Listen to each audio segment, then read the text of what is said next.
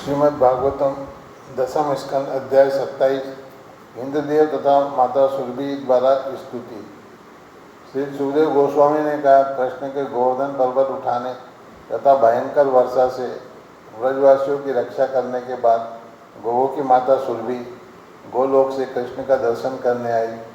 इनके साथ इंद्र था। भगवान का अपमान करने के कारण इंद्र अत्यंत लज्जित था।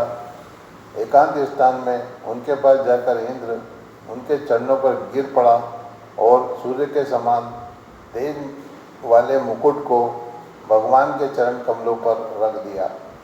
अब तक इंद्र सर्वशक्तिमान कृष्ण की दिव्य शक्ति को सुन तथा देख चुका था और इस तरह तीनों जगतों के स्वामी होने का उसका मिथ्या गर्व चूर हो चुका था।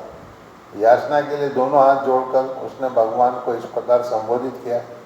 राजा इंद्र ने कहा, आपका दिव्य रूप शुद्ध सतोगुण का प्राकट्य है। यह परिवर्तन से विचलित नहीं होता, ज्ञान से चमकता रहता है और रजो तथा तमो गुणों से रहित है। आपके भीतर माया तथा अज्ञान पर आश्रित भौतिक गुणों का प्रबल प्रवाह नहीं पाया जाता। तो भला आप में अज्ञानी व्यक्ति के लक्षण यथा लोभ, काम, क्रोध तथा ईर्ष्या किस तरह रह सकते हैं, क्योंकि इनकी उत्पत्ति संसार में मनुष्य की पूर्व लिप्तता के कारण होती है और ये मनुष्य को संसार में अधिक जकड़ते जाते हैं। फिर भी हे परमेश्वर, आप धर्म की रक्षा करने तथा दुष्टों का दमन करने के लिए उन्हें दंड देते हैं।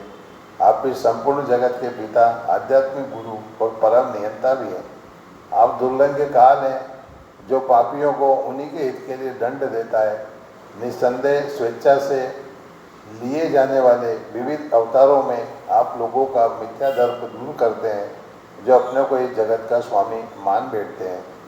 मुझ जैसे मूर्ख जन जो अपने को जगत का स्वामी मान बैठते हैं, तुरंत ही अपने मिथ्या गर्भ को त्याग देते हैं और जब वे आपको काल के समक्ष भी निडर देखते हैं तो वे तुरंत आध्यात्मिक प्रगति करने वाले भक्तों का मार्ग ग्रहण कर लेते हैं। इस तरह आप दुष्टों को शिक्षा देने के लिए ही दंड देते हैं।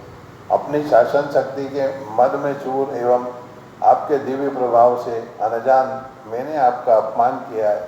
हे प्रभु, आप मुझे क्षमा करें। मेरी बुद्धि मोहग्रस्त हो चुकी थी, किंतु अब मेरी चेतना को कभी इतनी अशुद्ध न होने दें। हे दिव्य प्रभु, आप इस जगत में उन सेनापतियों को विनष्ट करने के लिए अवतरित होते हैं जो पृथ्वी का भार बढ़ाते हैं और अनेक भीषण उत्पात मचाते हैं। हे प्रभु, उसी के साथ साथ आप उन लोगों के कल्याण के लिए कर्म करते हैं जो श्रद्धापूर्वक आपके चरण कमलों की सेवा करते हैं।